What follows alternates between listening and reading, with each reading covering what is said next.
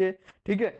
तो radiation hazard, radiation hazard chapter number 10 जो है उसमें लिखा है कि radiation can be hazard the human body को सबसे ज्यादा इफेक्टिव होने वाला है। और रेडिएशन है वो हमारा सबसे पहले नीचे जो मैंने बताया कि पेनिस जो है उसके ऊपर ज्यादातर इफेक्ट करेगा, उसके नीचे जो थैला लटक रहा है उसके ऊपर भी इफेक्ट करेगा, उसके बाद आंखों में इफेक्ट करेगा, इसके बाद हमारा जठराग्नि है वो सब चीज को इफेक्ट करेगा, फिर हमारे सेल जो ह्यूमन टिश्यू सेल है उसको भी मार देगा। क्यों मारेगा? क्योंकि आयोनाइजेशन रेडिएशन आयोनाइजिंग होता है, रेडिएशन आयोनाइजिंग होता है। तो कि हमने कल देखा, परसों देखा कि एजीबीआर का हमारा फिल्म है, एजीबीआर में जनरली होता क्या है, फिल्म में एजीबीआर का है, कलर उसका अलग है, लेकिन जब रेडिएशन बढ़ता है तो ये आयोनाइजेशन होता है फिल्म के अंदर, ये एजीबीआर को तोड़ देगा, और एजीबीआर को तोड़ेगा मतलब एजी अलग हो जाएगा, सिल्वर अलग हो जाएगा, ब्रोमीन अलग हो जाएगा। जैसे ही रेडिएशन सिल्वर अलग होगा तो मेटालिक सिल्वर में कन्वर्ट हो जाएगा, फिर फिल्म के ऊपर वो खाली चिपका ही रहेगा। जैसे ही डेवलपर में धोएंगे तो एजी एजी है वो नीचे नीचे गिर जाएगा, डेवलपर के अंदर नीचे गिर जाएगा, और फिल्म जो है वो ब्लैक बनना स्टार्ट कर देगा। तो ऐसा ही हमारे बॉडी में होता है मेरे भाई, आयोनाइजेशन होता है। आयोनाइजेशन मतलब कोई भी हमारे पार्ट्स है उसको आयोनाइजेशन करता है। वो जो रेडिएशन आएगा बॉडी के अंदर तो सीधा उसका सेल जो है, उसका टिश्यू है, ह्यूमन टिश्यू है, उसको मार देगा। क्यों मार देगा? क्योंकि उसका आयोनाइजेशन होता है। आयोनाइजेशन होता है तो वो डैमेज होता है, डैमेज होता है तो हमको कैंसर होने का चांसेस है। तो मैं आज समझाएगा कि कितना चीज खाएंगे, कितना रेडिएशन हम खाएंगे तो हमको कैंसर होगा, कहां तक हमको उल्टी महसूस होगा, कहां तक रेडिएशन खाएंगे तो हमको भूख भूख लगना बंद हो जाएगा। ये सब चीज आज के चैप्टर में आने वाला है। तो मेरे दोस्तों आज थोड़ा शांति से आप समझ लीजिए। The basic building block of all living tissue और सेल। देखो बेसिक बिल्डिंग ब्लॉक, अभी मुझे ये बोलो हमारा घर का बिल्डिंग हम बनाते हैं तो किसके ऊपर खड़ा रहता है? एक बेस के ऊपर खड़ा रहता है, कॉलम के ऊपर खड़ा रहता है। ऐसे भी हमारा जो बॉडी है हम किसके ऊपर खड़े हैं? तो हमारा जो बॉडी है वो हमारा बिल्डिंग ब्लॉक जो है वो सेल है। हमारे एक छोटे छोटे बॉडी के अंदर सेल है, वो सेल को ही वो मार देगा। अगर आपकी बिल्डिंग जो है, आपका घर का बिल्डिंग है, उसके का नीचे का जो कॉलम है उसी को गिरा दिया जाए तो क्या कांड हो जाएगा? अरे पूरा घर गिर जाएगा। अगर हमारे सेल को बॉडी की ऐसा ही सेम है, अगर सेल को ही मार दिया जाएगा तो हमारा बॉडी गिर जाएगा, हमारा बॉडी टूट जाएगा, हमको कैंसर हो जाएगा, हम लोग डाई हो जाएंगे। ये सब चीज का फंडा यहाँ पे कंपेयर करो तो आपको समझ में आ जाएगा। Basic building block of all living tissue in the cell, मतलब हमारा जो बॉडी है उसका बेसिक, हमारा बॉडी का जो कॉलम है वो है हमारा सेल। ठीक है। The main process by which damage to tissue occur is non ionization of the cell content। देखो यहां पे अभी मैं समझाया ना ऊपर की लाइन में यही है। तो मेन प्रोसेस क्या होगा? ये सेल के अंदर ऐसा तो क्या होगा, रेडिएशन ऐसा तो क्या करेगा कि वो प्रॉब्लम करेगा। तो यहां पे लिखा the main process by which damage the tissue occur is, मतलब ये डैमेज करेगा टिश्यू को, उसको बोलते हैं आयोनाइजेशन की वजह से ऑफ द सेल कंटेंट, मतलब सेल का आयोनाइजेशन हो जाएगा और उसी की वजह से एक क्लियर आपको लग जाएगा। ओके, रेडिएशन लगने का दो टाइप है मेरे भाई, याद रखो, एक एक्सटर्नल एक इंटरनल। अभी मैं सिंपल आपको बोलूं कि यहां पे मैं हाईलाइट करना थोड़ा भूल गया, लेकिन एक्सटर्नल का मतलब यह है कि मेरे भाई बाहर से रेडिएशन हमको बॉडी में लगता है उसको एक्सटर्नल है। जैसे कि कोई समझो कुछ चीज परमाणु बम फूटा तो वहां से रेडिएशन निकलेगा, हमारे बॉडी को लगेगा, तो उसको बोलते हैं एक्सटर्नल रेडिएशन लगना। अभी दूसरी बात, समझो हमको कैंसर हुआ, एग्जाम्पल के तौर पे युवराज सिंह जैसा है क्रिकेटर, उसको भी कैंसर हुआ था, इमरान खान को भी कैंसर हुआ था, लेकिन हुआ क्या? इमरान खान वो सहज नहीं कर पाएगा। क्या सहज नहीं कर पाया? कीमियोथेरापी। कीमियोथेरापी में क्या होता है? तो बाहर से रेडिएशन डाला जाता है बॉडी के अंदर। अभी क्या होगा, समझो मुझे कोई एक जगह पे कैंसर हुआ है तो वहां पे कीमियोथेरापी में भी बहुत सारे टाइप्स है, उसमें रेडिएशन सोर्स है, वो जहां पे हमको कैंसर हुआ है वहां पे टच करवाया जाएगा, तो उसको बोलते हैं इंटरनल रेडिएशन लगाना। अदरवाइज ऐसा भी कर सकते हैं कि भाई वो जो रेडिएशन है वो इंजेक्ट किया जाएगा हमारे बॉडी के अंदर, ब्लड के अंदर, सेल के अंदर, वो इंजेक्ट किया जाएगा, तो उसको बोलते हैं इंटरनल रेडिएशन। मतलब हम लोग खा लेते हैं, समझो कुछ हम लोग खा लिया, हमको पता नहीं है कि साला ये क्या है, खाने में वो आ गया और वो रेडिएशन सोर्स था, तो मतलब देखो ऐसा होता नहीं है, और होता भी है तो बहुत लो मात्रा में होता है। ऐसा मत समझने का रेडिएशन तो कभी खाया जाता है, यस उसका सोर्स को तो खाया जाता है ना, जमीन, ये सब चीज कहां से निकलता है, जमीन से निकलता है। यूरेनियम कहां से निकलता है, जमीन से निकलता है। कोबाल्ट 60 कहां से निकलता है, जमीन से। उसको आइसोटोप बनाया जाता है, उसके हिसाब से उसको आर्टिफिशियल आइसोटोप न्यूट्रॉन मारा जाता है। तो मेरा कहने का मतलब ये है, इरिडियम 190, सॉरी ये यूरेनियम है, वो समझो खाने में अनाज जो था हमारा, जो खाने का जो था उसके अंदर आ गया, या पानी के अंदर मिला हुआ था। देखो मैं सिंपल बात बताऊं कैसे होता है। दूसरा एग्जांपल समझो, रेडियो एक्टिव जो होता है, रेडिएशन होता है, वो पानी है, पानी वो वेस्टेज पानी है, उसको रेडिएशन ज्यादा लगा हुआ है, पता है ना। लोगों को आइडिया है कि जो रेडिएशन लग जाता है वैसे पानी को कुछ अलग ही जगह पे स्टोर किया जाता है, या उसका रिफाइन वगैरह सब किया जाता है, बाद में जमीन के कुछ सतह पे अंदर डाला जाता है, ऐसा होता है। जो लोग एटॉमिक रिसर्च ये सब चीज किया है उसको आइडिया है। तो वैसा पानी जहां पे रेडिएशन लग गया है, वैसा पानी हम ड्रिंक कर लेंगे तो वो हो गया इंटरनल रेडिएशन। कहने का मेरा मतलब ये है, एक्सटर्नल रेडिएशन समझो, इंटरनल रेडिएशन समझो, कि एक चीज ऐसा है कि बाहर से हमको लग गया, एक चीज ऐसा है कि हमने कुछ खा लिया या ड्रिंक कर लिया, वही ड्रिंक मतलब उसमें रेडिएशन था वैसा। अगर हम लोगों को कुछ हो गया है तो बाहर से डॉक्टर है वो हमारा इंजेक्शन के वाटे या जो भी है व्हाटएवर, तो आप जो भी समझो उसके हिसाब से आपके बॉडी के अंदर डाला जाता है। तो कीमियोथेरेपी में यही होता है। तो ऐसा रेडिएशन हमको लग जाना तो उसको बोलते हैं इंटरनल रेडिएशन। अभी एक्सटर्नल रेडिएशन का पहले डिस्कस करते हैं। External radiation exposure comes from the radiation source outside of the body such as x ray machine and gamma rays source camera. अभी देखो आपको गामा रेज, एक्सरे, वो सब चीज कैमरा है, वहां से आपको रेडिएशन लग गया, चलो ऐसा समझो, तो उसको बोलते हैं एक्सटर्नल रेडिएशन। वो आपके बॉडी के ऊपर लगा लेकिन बाहर से लगा, आपने जानबूझ के नहीं लगाया। मतलब x ray and gamma ray machine जो था वो हैंडल करने के टाइम पे जो टेक्नीशियन है उसको लग गया। तो the almost penetrating type of radiation of isotopes is gamma radiation. सबसे ज्यादा प्रॉब्लमेटिक जो है, ज्यादा पेनेट्रेंट पावर जिसका है वो गामा रेडिएशन है, उसी में ज्यादातर हम लोगों को प्रॉब्लम होता है। जो लोग टेक्नीशियन है, जो लोग आरटी करते हैं उसको। इंटरनल रेडिएशन क्या है? Exposure results when the radio active material gets inside the body. मतलब रेडियो एक्टिव क्या लिखा है? When radio active material gets inside the body, वो इनसाइड बॉडी के अंदर चला जाता है या डाला जाता है, जो भी समझो। कैसे?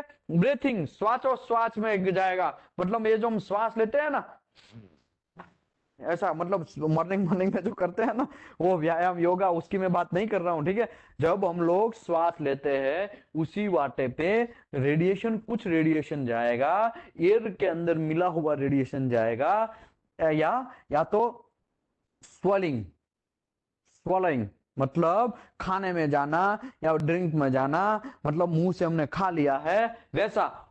और through the breaks the screen, otherwise आप स्किन को आप तोड़ दिया, मतलब बाहर से आप इंजेक्ट किया, स्किन को तोड़ दिया, मतलब इंजेक्शन से आपने डॉक्टर लाइन का फैसिलिटी में समझा रहा हूं ना, वही उससे अंदर गया, तो उसको बोलते हैं internal radiation. A major factor in amount of damage this radioactive material will do inside the body is determined by the half life of the isotope. तो हम लोग ये समझ क्यों रहे हैं मेरे भाई? हम लोग इसके लिए समझ रहे हैं, हम लोग इसके लिए यहाँ पे काम कर रहे हैं, क्योंकि एक्सटर्नल रेडिएशन कितना लगा, इंटरनल रेडिएशन कितना लगा, उसका हम लोग हाफ लाइफ चेक कर लेंगे, और हमारे बॉडी में कितना इफेक्ट होता है ये हम कैलकुलेशन के ऊपर जाने वाले हैं। इसके लिए ये दोनों टर्म समझना बहुत जरूरी था, ठीक है। आगे बढ़ते हैं। Body determine the half life of the isotope. अभी बॉडी के अंदर एक्सटर्नल रेडिएशन जितना लगा उसके हाफ लाइफ के हिसाब से, और उसके बाद इंटरनल रेडिएशन लगा उसका भी एक हाफ लाइफ होगा, उसके हिसाब से हम लोग कैलकुलेट कर सकते हैं, ठीक है। आगे बढ़ते हैं। Radio active half life. Radio active half life हमने ऑलरेडी चैप्टर में, आई थिंक कौन से चैप्टर में किया था रेडियो एक्टिव हाफ लाइफ, ये शायद ये चैप्टर में हमने समझाया था, राइट? Chapter number 4। जिसने नहीं देखा है वो यूट्यूब जाके देख सकता है। आइसोटॉप्स का हाफ लाइफ, तो सबका अपना अपना अलग अलग हाफ लाइफ है। कोबाल्ट 60 का अलग हाफ लाइफ है, और इरिडियम 192 का 75 डेज का हाफ लाइफ है। 5.3 ईयर का किसी का है, किसी का 130 डेज का है, किसी का 30 ईयर का है। ऐसा अलग अलग सभी आइसोटॉप्स के अपने अपने रिक्वायरमेंट जो है वो हमको यूज करना है, और हाफ लाइफ जो है वो उसी के हिसाब से कि रेडिएशन समझो 100 क्यूरी आज मेरे पास है, 100 क्यूरी इरिडियम 192, इरिडियम 192 मेरे पास आज 100 क्यूरी है, तो उसके एग्जैक्टली 75 डेज के बाद वो मेरे पास 50 क्यूरी रहेगा। आप यूज करो या ना करो, ठीक है, आपको जो भी करना है करो, लेकिन वो ऑटोमेटिकली ही आधा हो जाएगा, याद रखो, ठीक है। ये मैं समझा रहा हूं आपको कि हाफ लाइफ मतलब ऐसा लाइफ कि ऑटोमेटिकली वो कम हो जाएगा, और कम होते होते वो आधा हो जाएगा। वो डेज जो है उसको हाफ लाइफ बोलते हैं। इरिडियम 192 का, ठीक है, इरिडियम आर, किसी ने देखो चैट बॉक्स में भी डाला है, कोबाल्ट का 5 ईयर है, इरिडियम 192 का 75। यस, ये हमने ऑलरेडी चैप्टर नंबर 4 में डिस्कस किया, तो उसमें मुझे ज्यादा जाना नहीं है, लेकिन हाफ लाइफ क्या होता है इतना मैं समझा देता हूं। कुछ दिनों के बाद, कुछ ईयर के बाद उसका फिक्स हाफ लाइफ ऑलरेडी होता ही है, तो कुछ दिनों या कुछ ईयर के बाद वो जितना था उसका वो आधा हो जाएगा, उसको बोलते हैं हाफ लाइफ, ठीक है। तो ये हाफ लाइफ जो है उसी के बारे में हम लोग बात करते हैं। तो उसका जो रेडियो एक्टिव हाफ लाइफ, इसको बोलते हैं the time takes 1/2 of the atom of radioactive isotopes disintegrate मतलब उत्सर्जित होना। वो ऐसा जादू जैसा ही है आपके साथ, समझो आपके पास एक जादू का रेडिएशन, रेडियो एक्टिव कोई भी पदार्थ है, या कोई आपके पास ऐसा चीज है, रेडियो एक्टिविटी वो उत्सर्जित करता रहता है, डीके होता रहता है, डिसइंटीग्रेट होता रहता है। तो आप भले ही उसको कितना भी बॉक्स में डालो, कितना भी आईने में उसको लगाओ, या कहां पे भी आप उसको छुपाओ, लेकिन फिर भी वो कुछ टाइम के बाद वो आधा हो ही जाएगा, ऑटोमेटिकली आधा हो जाएगा। उसमें आप ना तो यूज करेंगे ना लेंगे तो भी वो आधा हो जाएगा, एक जादू जैसा समझो आप, ठीक है। उसको बोलते हैं हाफ लाइफ, ठीक है। आगे बढ़ते हैं, biological half life. Biological half life मतलब the time is take 1/2 of the radioactive material be passed from the body as a waste. समझो आपने कुछ चीज में खाना से खा लिया, या ब्रीथिंग से लिया, या तो कुछ ड्रिंकिंग करके लिया, मतलब रेडिएशन आपके बॉडी पे अंदर चला गया, लेकिन हमारा बॉडी क्या करता है, उसको पहले तो बाहर निकालता है। एक बॉडी का फंडा है ना, कुछ भी चीज होता है तो वो उसको प्रोटेक्ट करता है, तो हमारा बॉडी पहले तो प्रोटेक्ट करेगा, फिर धीरे धीरे आपको तो वॉमिटिंग करवाएगा, या तो हमारा वॉमिटिंग नहीं हुआ तो पिछू के वाटे या आगे के वाटे वो सब निकल जाएगा, या तो फिर कुछ अलग तरीके से आप समझो तो उसको बॉडी से वो निकल जाना, पसीने से भी कुछ निकल जाएगा, ऐसा समझो एग्जांपल के तौर पे, ठीक है।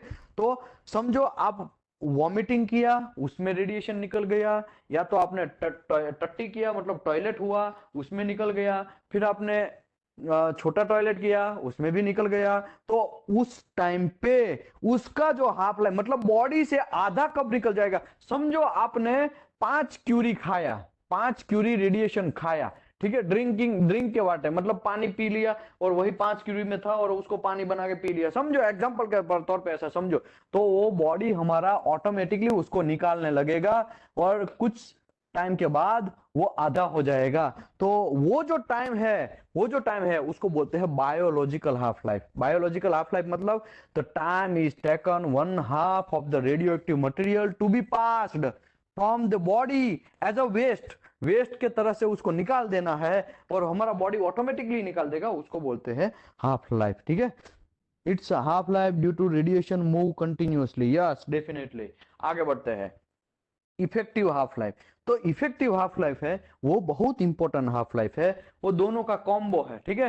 ये हमारा दोनों विलन ही है, ठीक है, दोनों विलन का कॉम्बो है, दोनों विलन का कॉम्बो है वो effective half life. Effective half life is equal to biological half life plus radio active half life, ऐसा आप समझो। तो यहाँ पे लिखा the combination of the above two, दोनों का कॉम्बिनेशन है, मतलब आपको हाफ लाइफ, चलो हमको रेडिएशन लग गया, तो वो भी आपको हाफ कब हो जाएगा, वो उसके बाद हमने खाने में या ड्रिंक करने में वैसे बॉडी के अंदर चला गया, और वो भी कब हाफ हो जाएगा, वो दोनों का कॉम्बो है इफेक्टिव हाफ लाइफ।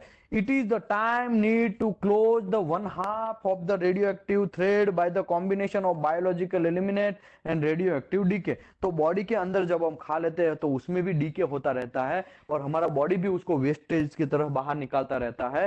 तो वो सब चीज हमको क्यों समझना है ये सब चीज इसके लिए समझना है मेरे भाई, क्योंकि ये सब चीज समझेंगे तभी तो हमको कैसे पता चलेगा कि हमने कितना खाया है, हमने रेडिएशन कितना लिया है, हमारा बॉडी कितना सस्टेन कर सकता है, और हमारा बॉडी तभी हम लोग मेजर कर सकते हैं कि हमारा ह्यूमन टिश्यू है वो कितना डैमेज हुआ है, वो डैमेज कितना हुआ है, उसके लिए उसके ऊपर कितना रेडिएशन लगा है, वो सब चीज कैलकुलेशन एक एक पॉइंट बाय पॉइंट में आज करवाएगा, तो आपको समझ में आएगा। इसके लिए मेरे को ऐसा नहीं है भाई, शौक नहीं है कि भाई इंटरनल एक्सटर्नल रेडिएशन क्या है, इंटरनल रेडिएशन समझाने का, आयोनाइजेशन होता है तो रेडिएशन लगता है, हमारा सेल कैसे डैमेज होता है वो सब चीज समझाने का, रेडियो एक्टिव हाफ लाइफ और बायोलॉजिकल हाफ लाइफ और इफेक्टिव हाफ लाइफ ये समझा, क्योंकि ये आगे चैप्टर में हमको कैलकुलेशन करना है इसका। ठीक है, आगे बढ़ते हैं।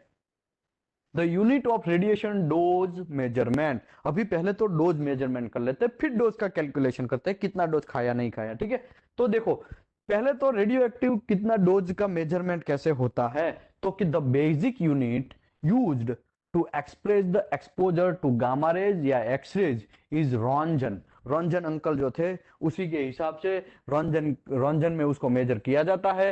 ये वेरी पुराना, बहुत पुराना ये टाइम के चला आ रहा है रॉन्जन भाई साहब, तो इसी की वजह से हम लोग रॉन्जन से हम यूज करेंगे। लेकिन नया जो यूनिट है वो भी मैं आज आपको समझाएगा।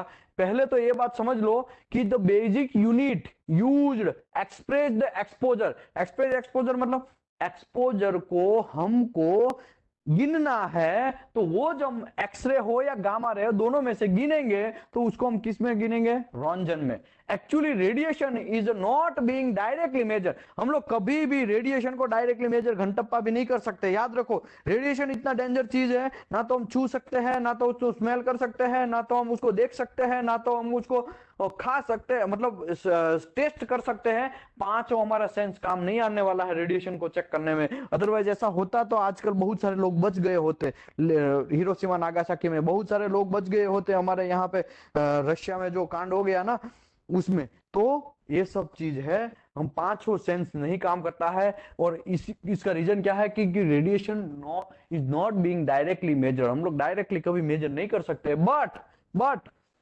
the same process by which the radiation damage the tissue is put to the work in the measurement of radiation। तो हमारा बॉडी का टिश्यू कितना डैमेज हुआ है, वो डैमेज तो हम पता कर सकते हैं कि हाँ भाई 80% आपका टिश्यू गया या 30% आपका इश्यू गया, आपका जो है पेनिस 50% गया या 80% गया, या तो आपका कोई आपका जो किडनी है वो 80% गया, तो डैमेज तो हम कैलकुलेशन कर सकते हैं ना। तो डैमेज के हिसाब से हम लोगों को रेडिएशन का मेजरमेंट कर सकते हैं। किससे, वो रेडिएशन से डैमेज होना चाहिए। ठीक है, फिर कोई अलग की कुछ चीज से डैमेज होगा तो उसके लिए नहीं, रेडिएशन से आपका ह्यूमन टिश्यू कितना डैमेज हुआ है वो डैमेज को कैलकुलेट कर लेंगे, तो इसके हिसाब से हम लोग मेजर कर सकते हैं। बाकी हम डायरेक्टली कभी घंटप्पा भी मेजर नहीं कर सकते हैं।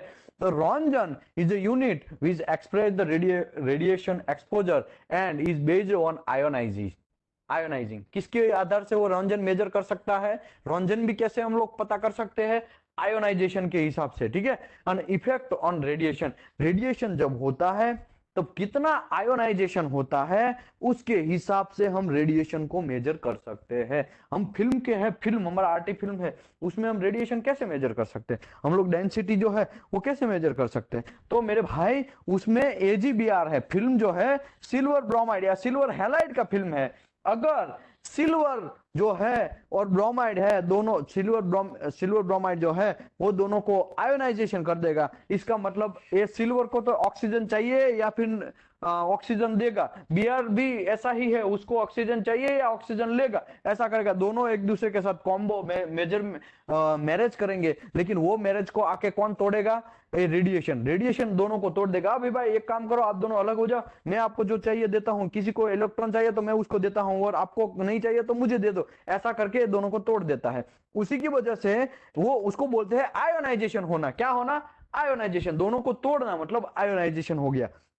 अभी हम लोगों को जो roentgen unit is has express the radiation exposure का वो यूनिट है और इज बेस्ड ऑन आयोनाइजिंग होता है, उसके हिसाब से ही इफेक्ट उस रेडिएशन का में कितना है वो हम मेजर कर सकते हैं। तो roentgen is not directly measure but simply measure radiation presence in air. Radiation कितना प्रेजेंस एयर के अंदर है, वो इंस्ट्रूमेंट हमारे पास अवेलेबल रहता है, तो उसमें कितना आयोनाइजेशन होता है, उसके हिसाब से हम लोग ये रॉन्जन को मेजर, मतलब रेडिएशन को मेजर कर सकते हैं। वो मेजर करेंगे, उसका यूनिट हम लोग रॉन्जन दिया हुआ है, ठीक है, उसके हिसाब से। तो यहाँ पे क्लियर लिखा है, roentgen is not directly measure but simply measure radiation presence in air, कितना प्रेजेंस एयर के अंदर है रेडिएशन का, उसके हिसाब से हम लोग मेजर करना है। बाकी डायरेक्टली हम लोग ऐसा बोलेंगे, मशीन के पास जाएंगे, बोल देंगे हाँ भाई देख के ही कि हाँ इसमें इतना है, तो घंटप्पा भी इसमें हम लोग नहीं चेक कर सकते, ठीक है। This relates to the amount of exposure of the person who received at the same area। कुछ एरिया या कुछ जो पर्सन है उसका कोई बॉडी का पार्ट है, वो पार्ट कितना रेडिएशन खाया, मतलब कितना रेडिएशन उसके बॉडी के अंदर आयोनाइजेशन हुआ, उसके हिसाब से हम लोगों को आगे बढ़ना है, ठीक है।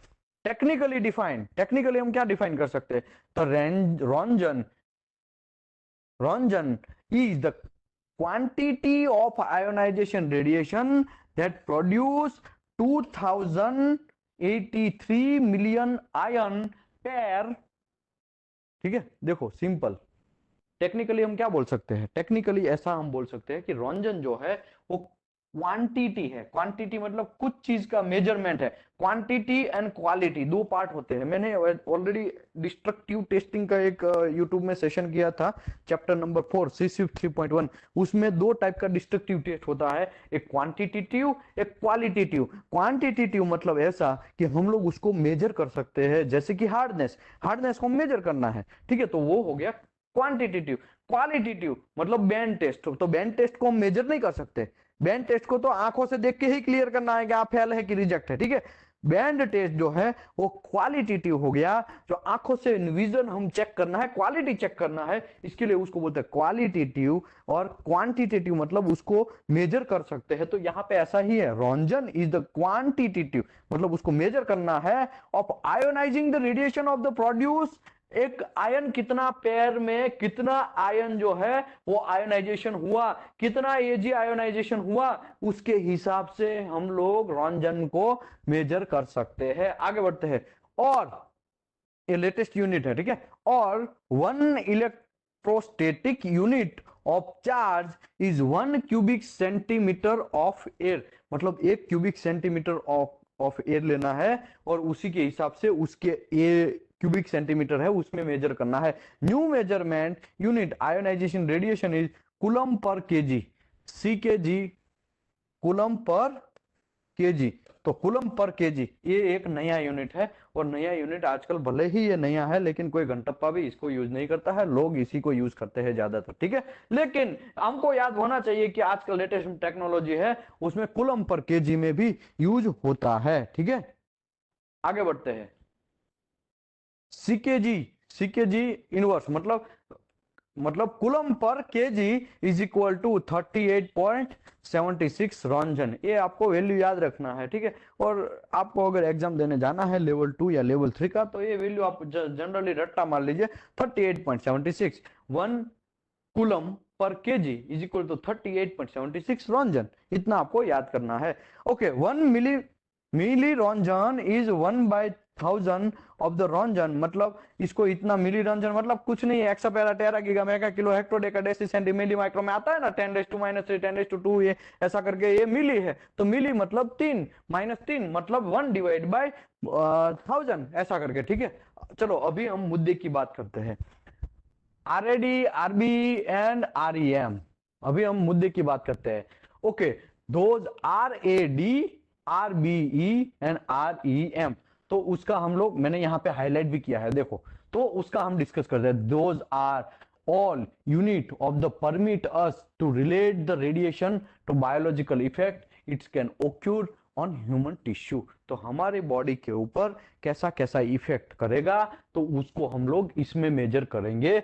ये यूनिट है, दोज ऑल यूनिट्स, क्या लिखा है, ये तीनों यूनिट है, RAD, RBE और REM, ठीक है। तो RAD क्या है, RAD stand to radiation absorption dose, हमारे बॉडी ने कितना रेडिएशन खाया है, वो मतलब radiation absorb dose stand to radiation absorb dose. RAD is the measure absorption and the Röntgen is measured of exposure, roentgen measure करना है, हम एक्सपोजर कितना हुआ है हमारे बॉडी के अंदर वो हमको, मतलब एक ऐसे एब्जॉर्प्शन के हिसाब से हमारी बॉडी कितना रेडिएशन को एब्जॉर्ब करती है, मतलब कुछ एब्जॉर्ब एंड पेनेट्रेशन दोनों अलग है। पेनेट्रेशन तो सभी चीज होने देते हैं, याद रखो पेनेट्रेशन सभी चीज होने देते हैं, लेकिन एब्जॉर्प्शन मतलब ऐसा चीज कि मैं ऊपर से 100 क्यूरी डालेगा तो 50 क्यूरी ही बाहर निकलेगा, तो 50 क्यूरी गया कहां, 50 क्यूरी बॉडी ने खा लिया, 5 क्यूरी में डाला, समझो बाहर से मैंने रेडिएशन 5 को फेंका, 5 क्यूरी फेंका, लेकिन बाहर जब मेरे पीछे मैं बॉडी में बीच में आ गया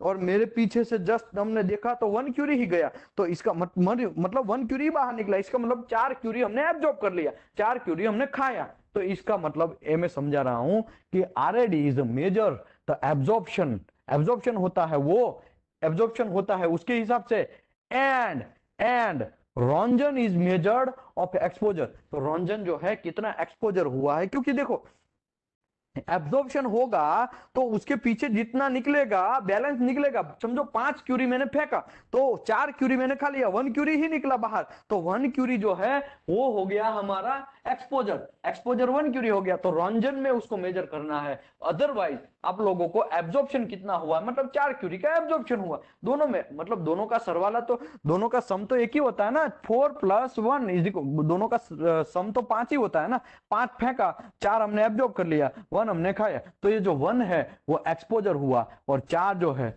वो एब्जॉर्प्शन हुआ। तो ये 4 + 1, या तो आप 4 के हिसाब से गिनती करो या 1 के हिसाब से गिनती करो, गिनती तो सेम ही होने वाला है कि 1 ही हमने खाया, ठीक है। आगे बढ़ते हैं, द टर्म REB, अभी दूसरा वर्ड आया REB, पहले था रेड RAD, ठीक है, ये वर्ड हमने समझ लिया रेडिएशन एब्जॉर्प्शन डोज। अभी दूसरा है RBE, the radiation biological effect, ये जो है रेडिएशन बायोलॉजिकल, अभी हमारे बॉडी हमने 4 क्यूरी खाया, मैंने 5 फेंका था, 4 क्यूरी एब्जॉर्ब किया और 1 क्यूरी एक्सपोजर किया, तो एक्सपोजर के हिसाब से रंजन में मेजर कर लिया, लेकिन हमने जो 4 क्यूरी खाया वो हमारी बॉडी के अंदर कुछ ना कुछ तो कांड करेगा, कुछ ना कुछ तो धतिंग करेगा, वो जो धतिंग है उसको मेजर करना है हमको रेडिएशन बायोलॉजिकल इफेक्ट में, मतलब हम लोगों को अभी बॉडी के अंदर क्या इफेक्ट हुआ उसके हिसाब से।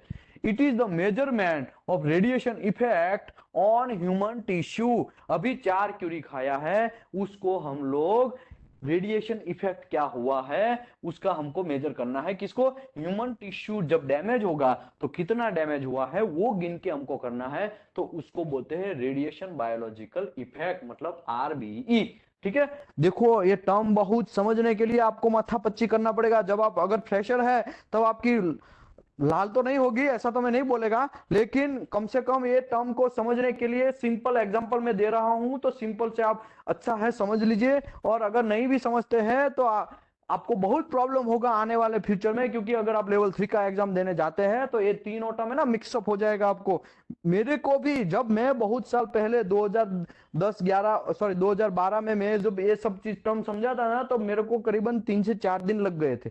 तो कहने का मतलब ये है कि आप ये समझो, RAD मतलब रेडिएशन एब्जॉर्ब डोज, RBE मतलब रेडिएशन बायोलॉजिकल इफेक्ट वो ऑन द बॉडी, और तीसरा है RAM stands for the Röntgen equivalent man, and it is the effect produced the human by the any type of external and internal, मतलब दोनों का combo, या तो आपको एक्सटर्नल लगा है वो भी और इंटरनल लगा है वो भी, दोनों का गिनती करना है, उसको बोलते हैं रैम। क्या बोलते हैं, RAM, REM, Ranjan equivalent man, मतलब एक्सटर्नल में समझो एक परमाणु बम फूटा, ठीक है, तो वहां से आपको 5 क्यूरी, भले ही आप बहुत दूर है लेकिन 5 क्यूरी आपने आपको लग रहा था और 4 क्यूरी आपने एब्जॉर्ब किया और 1 क्यूरी बाहर निकला, तो 1 क्यूरी मतलब 4 का तो पहले बॉडी के ऊपर इफेक्ट हो गया, फिर वो 4 क्यूरी कुछ और भी बाहर से आपने वो, क्योंकि वहां का मिट्टी पानी सब चीज खाने लायक नहीं बचेगा, ठीक है, क्योंकि जब ये सब चीज होता है कांड तब कुछ भी खाने लायक नहीं बचता है, और वो इनके साथ खा लिया तो वो भी रेडिएशन गया आपके बॉडी के ऊपर।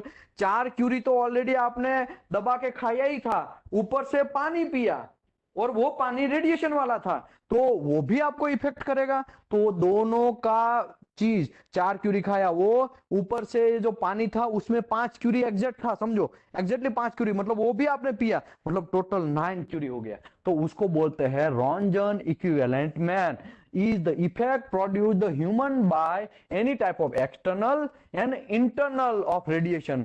तो दोनों का कॉम्बो। भाई समझ में आ रहा है कि सब ऊपर से जा रहा है? चैट बॉक्स में ही मेरा नजर है भाई, बाकी कुछ भी मुझे समझ में नहीं आ रहा है कि कौन क्या कर रहा है, ठीक है? प्लीज चैट बॉक्स में डालिए कि समझ में आ रहा है, तो ही मैं आगे बढ़ेगा। ये 3 समझेंगे तो ही मैं आपको समझा पाएगा कि कितना डोज खाते हैं तो आप एक्सेप्ट होता है, कितना डोज खाते हैं तो आपको वॉमिटिंग होता है, कितना डोज खाते हैं तो आपका बाल चले जाते हैं, कितना डोज खाते हैं तो आपका नाखून चला जाता है, और कितने डोज खाते हैं तो आपको कैंसर होता है, और कितने डोज खाते हैं तो आदमी खलास, आदमी मर ही जाएगा, और कोई चांस नहीं, सिंपल, आदमी मर ही जाएगा।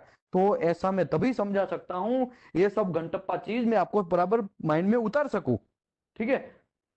आगे बढ़ते हैं। समझो आरएडी समझ में आ गया, रेडिएशन एब्जॉर्ब डोज है। आरबी समझ में आ गया, रेडिएशन बायोलॉजिकल इफेक्ट है। और आरईएम समझ में आ गया, दोनों का कॉम्बो है, एक्सटर्नल और इंटरनल दोनों जितना लगा है वो, ठीक है? किसी ने लिखा है, प्लीज सुशांत जी ने लिखा है कि एक्सप्लेन अगेन। यस, ये बहुत टफ टर्म है, आपको समझना बहुत जरूरी है।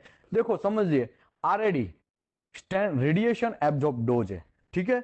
आपकी बॉडी कितना एब्जॉर्ब कर रहा है उसको मेजर करेंगे हम लोग रॉन्जन में, ठीक है? ये रेडिएशन एब्जॉर्ब डोज। ओके, दूसरा आरईएम, सॉरी आरबी, आरबी है दूसरा पॉइंट। तो आरबी रेडिएशन बायोलॉजिकल इफेक्ट, तो आपकी बॉडी ने कुछ रेडिएशन खाना खाने में घुसा दिया, आपकी बॉडी के अंदर पानी पी लिया, मतलब वो रेडिएशन वाला था, और वो आपकी बॉडी के ऊपर या तो बाहर से जो आया उसको आपकी बॉडी के ऊपर आपका टिश्यू जो है उसको मारने लगेगा। तो वो जो टिश्यू है वो कितना डैमेज हुआ है उसके हिसाब से इसका कैलकुलेशन होगा रेडिएशन बायोलॉजिकल इफेक्ट का, उसको बोलते हैं आरबी। अभी रॉन्जन इक्विवेलेंट मैन जो है वो दोनों का कॉम्बो है, बाहर से जितना खाया वो, ऊपर से आपने ड्रिंक किया है वो, बाहर से जितना खाया वो, ऊपर से जितना ड्रिंक किया है, मतलब वो भी रेडिएशन वाला था, वो दोनों का कॉम्बो है आरईएम, ठीक है? उसको बोलते हैं रेडिएशन इक्विवेलेंट मैन। सिंपल बात। आगे बढ़ते हैं, एश1 बिलो, अभी मैं नीचे यहाँ पे समझा रहा हूं कि भाई 0.8, यहाँ पे 0.8 आरईएम, ठीक है, is the biological dose which relate to different type of radiation and their biological effect on human tissue। अभी मैं आपको सिंपल बोलूं कि गामा रेज आपके ऊपर आया, ठीक है? तो आर ए डी, तो पहला देखो ये यहाँ पे पहला है, ये आर ए डी 0.3 आपको लगा, कितना लगा? 0.3 आपकी बॉडी के ऊपर लगा, ठीक है? उसके बाद वो लगने के बाद आरबीई, उसने आपके एक टिश्यू को मार दिया, समझो एग्जांपल के तौर पे समझा रहा हूं, एक टिश्यू ऐसा, एक इसके लिए नहीं है, और रेडिएशन का यूनिट है, उसको भी ये हमारा कहाँ भैया, रंजन काका को उसमें ही मेजर करते हैं, ठीक है?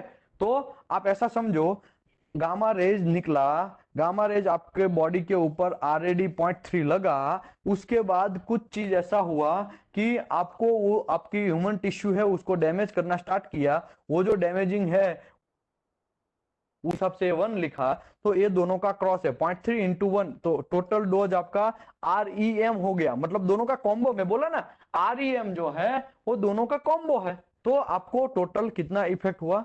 0.3 का।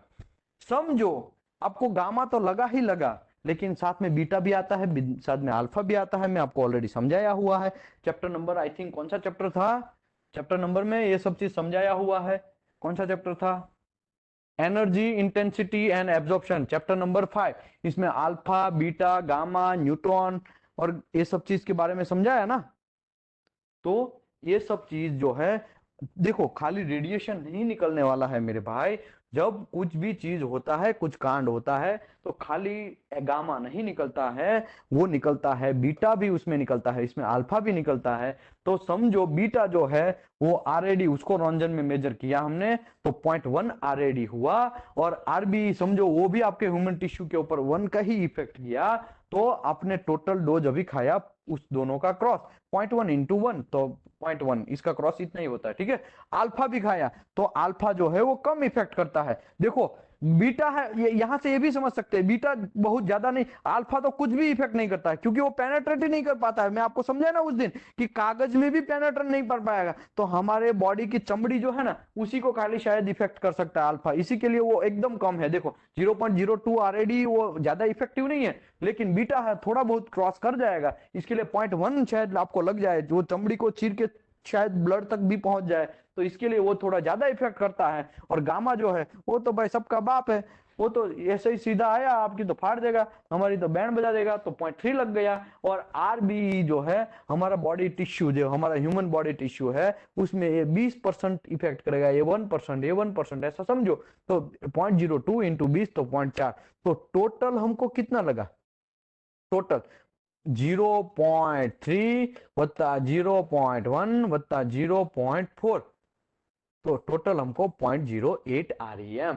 तो ये तो इक्विवेलेंट है ना, तो हमको तो इसी से मेजर करना है ना। तो effect produce in human body any type of external हो या इंटरनल हो, कुछ भी तरह से आपकी लगेगी बैंड, तो वो सबका कैलकुलेशन 0.8 आया। तो यहाँ पे हमें क्या सीखना है, हमें ये सीखना है so we can calculate REM 0.8। चलो खलीबली आगे बढ़ते हैं। डोज रेट, डोज रेट क्या है, is the time rate at which the radiation dose is received, आपकी बॉडी कितना डोज रिसीव करता है उसको बोलते हैं डोज रेट। तो यहाँ पे डोज रेट ये भी है, डोज इन REM, वो रेट है वन टाइप का, ठीक है। 0.8 REM उसने रेट खाया, इतने रेट से रेडिएशन खाया, ऐसा भी बोल सकते हैं। Dose rate is the time rate at which the radiation dose is received, the expression REM पर आवर्स, मतलब REM पर आवर्स, उसमें आप डोज रेट को मेजर कर सकते हैं। Is the biological dose rate, biological dose rate है, ठीक है। तो इसमें हमें ज्यादा कुछ इफेक्ट नहीं है, बायोलॉजिकल इसके लिए है क्योंकि वो बॉडी की बात अभी चल रही है, पूरा हमारा ह्यूमन बॉडी का ही बात चल रहा है। With x-ray and gamma rays the exposure rate is roentgen per hours is the same dose rate in REM। Roentgen per hours समझो या तो फिर REM में समझो, तो दोनों सब चीज सेम है। ओके, नया यूनिट है ये SV, SV का फुल नेम है सीवियर, ऐसा करके है, क्या नाम है SV का फुल नेम, एक मिनट, चैप्टर नंबर 11 में